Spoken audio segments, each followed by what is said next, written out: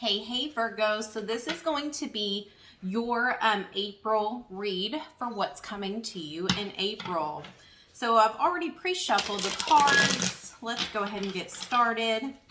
What's coming for Virgo in April? As always, if you would like a personal reading, I will leave the information in the description box below. Please like and subscribe and share and all that jazz. All right, here we go. What's coming for Virgo in the month of April? What's coming for you in the month of April? So we have the Tower and we have the Six of Wands. Interesting.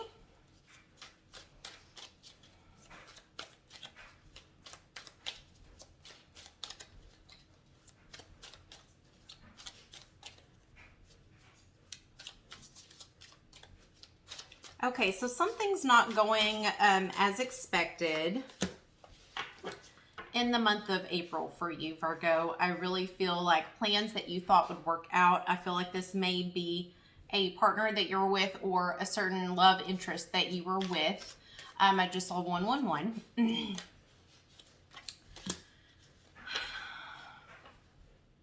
May have disappointed you in some way. Something goes the opposite direction. That type of, that person that you were intermingling with, that aspect of your life, I feel like you already knew it wasn't sustainable. I think you already kind of in a way, inner knowing that you already kind of knew in the back of your mind that it wasn't going to pan out right, that it wasn't going to be long-lived, and your intuition was correct.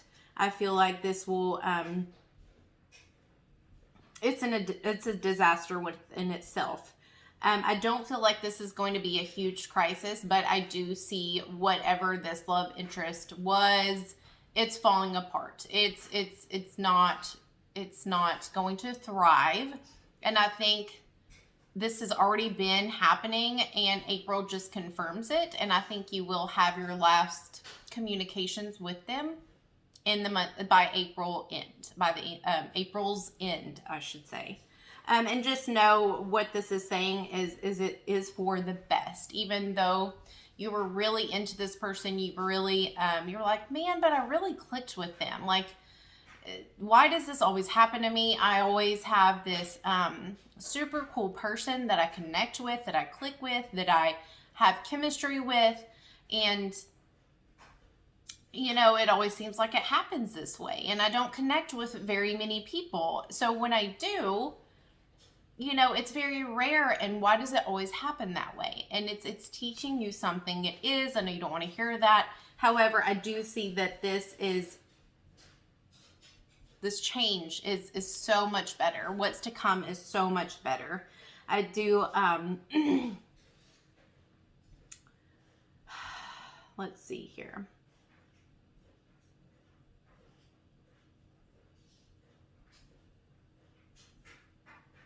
Your money will be fine. I do see a lot of good things coming, like good things happening, not coming, but your money is well balanced in April. Your financial aspect, you're not overspending. You have enough in the bank to make ends meet, to make bills, to have a little bit of left over. Like you're very good in that aspect. But it's like something that you were worried about in the past with finances is finally leveled out. Everything's good. So why is the relationship aspect falling? I'm kind of getting the sense, the intuition that you feel as if you're taking this as if nothing can ever be all good at the same time. If it's not my finances, it's the person I'm interested in or seeing, and vice versa. And I really feel like this is a trigger for you, for one. But two, it's you're willing it into existence. You're speaking this type of cycle into life by talking this way. Good things and better things are ahead. And it's like you are dwelling on this situation and not in a really bad, indulgent way. But it's almost like what I want to say is why, because I'm seeing you in this situation and I'm seeing you thinking, I already knew that this wasn't going to pan out. I already knew this was too good to be true. I knew that this wasn't logical. Maybe somebody lives at a distance is what I'm hearing now. For some, for others, I feel like this person was not attainable. This person wasn't they were into you just like you were into them. They were equally as into you, but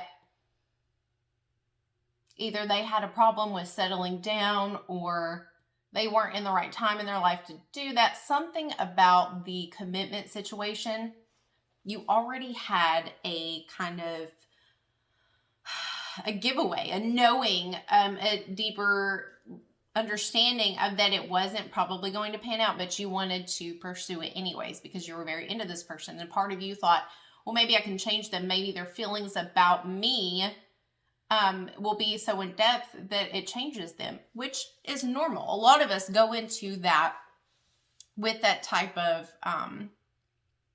into relationships that we know we shouldn't be in, playing with our own heart, with that in the back of our mind. Let's be real here. Let's be honest. We always think we can, not necessarily that we want to change people, but their feelings for us will be so great that they will change on their own.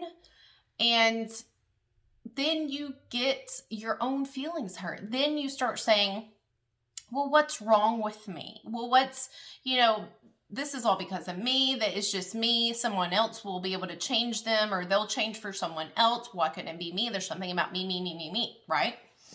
And that is a self-sabotaging thing that we do to ourselves because we are not healed, because there is something within us that believes it and believes that's the only type of love we deserve or will ever get. And you have what is going to break the chain if you don't want the cycle to continue, Virgo, is that you are going to have to learn a little bit of self-control and discipline in the aspect of, man, I know this person probably doesn't have the best intentions. They already told me that. They already made that quite, aware to me.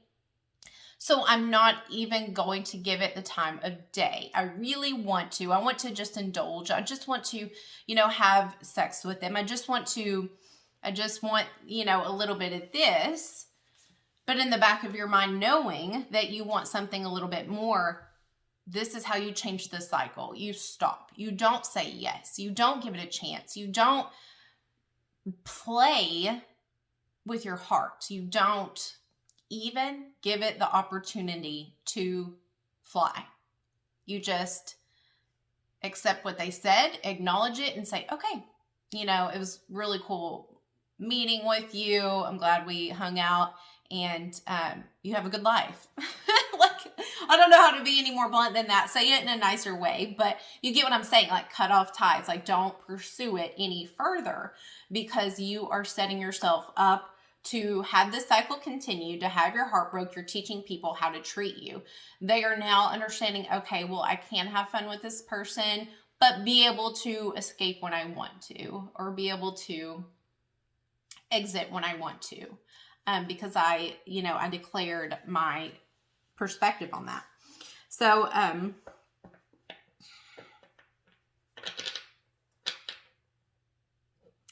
the influences you will have during this time is your friends. You will be going out with your friends. You will be asked to go out with your friends and invite an invitation, a party, a get-together, a community, a camaraderie of sisters or sisterhood.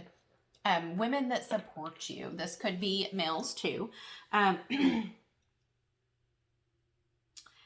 I feel like a certain conversation will happen with these people that will give you a different type of insight that you haven't thought of, a different perception of what's going on, why this person is I just heard that you will find out something about them that you weren't aware of. And no, I don't think it's that they were dating someone else. It's like, you're like, oh, that's why. Like, something's going to click. And it will make you feel a lot calmer about the situation. Like it's going to set your mind at ease that it wasn't you, it wasn't another person, it was like something, I really don't know what that situation is. If it comes to me, I'll let you know. But all I heard is, like another female saying, I thought he was, or I thought this person was something to that nature, and you're going to see everything that happened in a totally different light.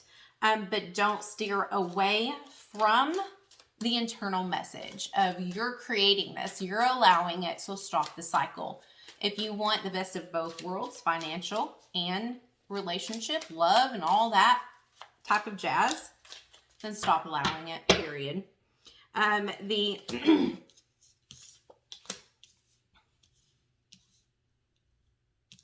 The obstacles or problems that will be influencing the situation. I pulled the Six of Cups, flew out. This person it makes you feel very balanced. It's like you're saying, it's the way they make me feel. Nobody makes me feel that way. They have a certain way with their words that makes me feel on top of the world. I feel like this person is very familiar to you. It could make you feel very nostalgic, like they're maybe from your past, a past relationship, a past friend. And for some of you, I feel like this is a person that you're always picked back up with during hard times, like you're on again, you're off again. And so it's almost like you've created a bonding feeling of this person is my protector. They're always going to be there for me. It's sort of just like a tribe type of feel. But it's not, it's where your comfort is. And that's the problem. That's the trouble. I do feel like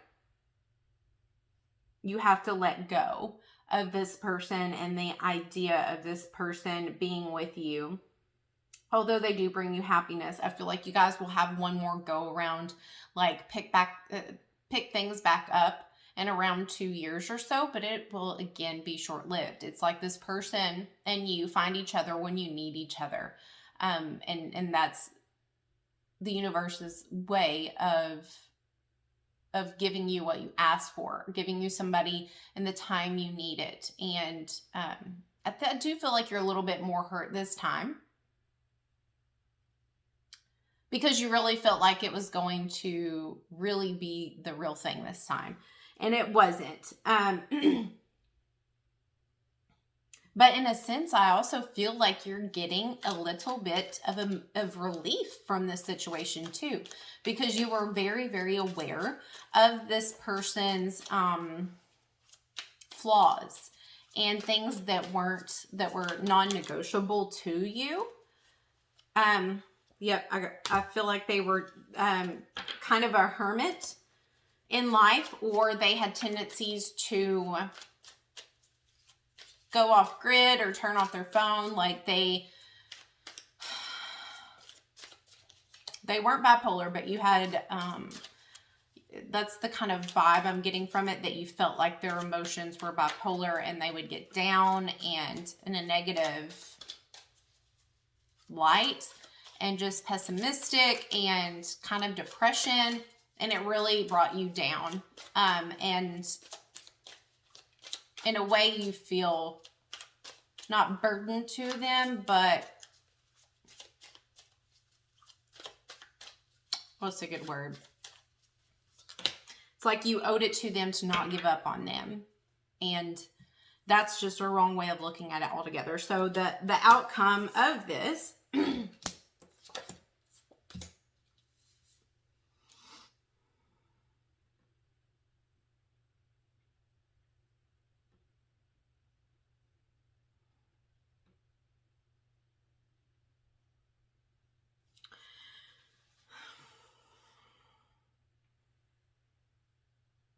I feel like you may have a good relationship with this person's mother. I feel like you guys will have a conversation. But I feel like you know that if things were to take off with this person, that there would always be a fear. There would always be kind of a seed planted in your head. This person will always leave you wondering, questioning in the backdrops of any day now they're going to leave. Any day now they're going to change their feelings. Any day now they're going to uproot and go and come back when they want and just leave you no explanation. I feel like this was not out of this person's character. I also feel like for some of them, they can't hold a job. They are constantly like being fired or leaving, like, and just not a consistent financial person. Even though they want to be, and even though they keep trying, it's still not a stable, consistent type of person.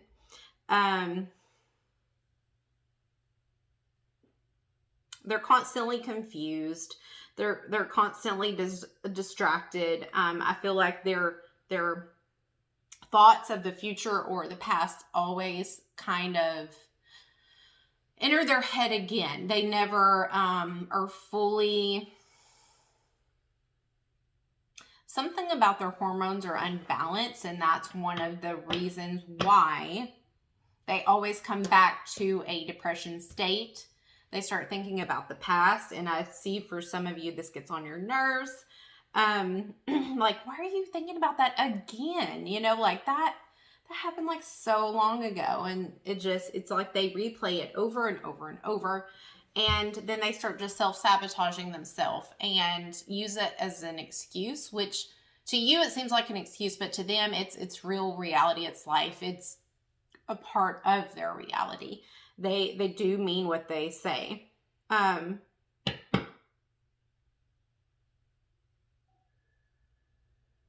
But this is again highlighting that